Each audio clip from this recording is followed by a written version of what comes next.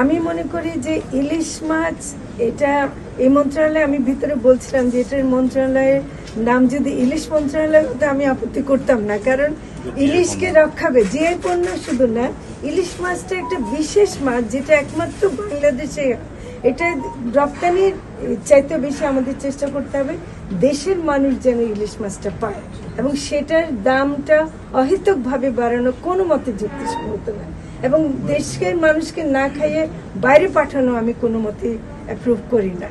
তো ফলে যদি সেটা রক্ষা করতে পারি, আমরা সবাই মিলে ইলিশ খেতে পারি, সেটা আমরা চেষ্টা। আমাদের দেশে মাছ বলে, গরু ছাগল সবকিছু কিন্তু যে প্রজাতিগুলো আছে এগুলো কিন্তু বিশ্বে অনেক উল্লেখযোগ্য। কাজে আমার মনে হয় যে এই মন্ত্রণালয়ে যে কাজ করার সুযোগ পেয়েছে আমরা সেদিকে খুব মনোযোগ দেব, এবং আমি খুব খুশি হলাম ওনাদের সাথে কথা বলে, এবং যে তথ্য পেলাম যে আমাদের অনেক গবেষণা হচ্ছে এবং এখান থেকে মানুষের জীবন জীবিকা, খাদ্যের যোগান, পুষ্টির যোগান, যে আমিষের ঘাটতি পূরণের আমাদের একটা সুযোগ হবে। তো সেই জন্য অনিয়ম যদি থাকে সেটা আমি অবশ্যই জানবো, কিন্তু আমার মনে হয় যে অনিয়মের কোনো সুযোগ রাখা উচিত হবে না।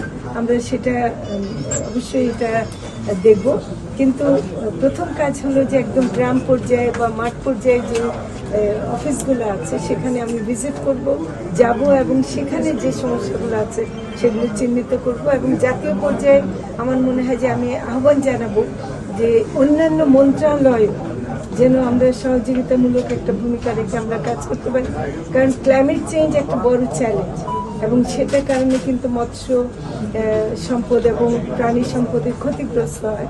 তো কাজে ক্লাইমেট চেঞ্জটাও শুধু পরিবেশ মন্ত্রণালয়ের কাজ না, এটাও এই মন্ত্রণালয়ের কাজ। তো আমি অনেক সুযোগ দেখছি, সত্যি কথা বলতে কি অনেক সুযোগ দেখছি, এবং আমি যাদের সাথে কাজ করব তাদের কথা শুনে মনে হলো যে তারা অনেক আন্তরিক।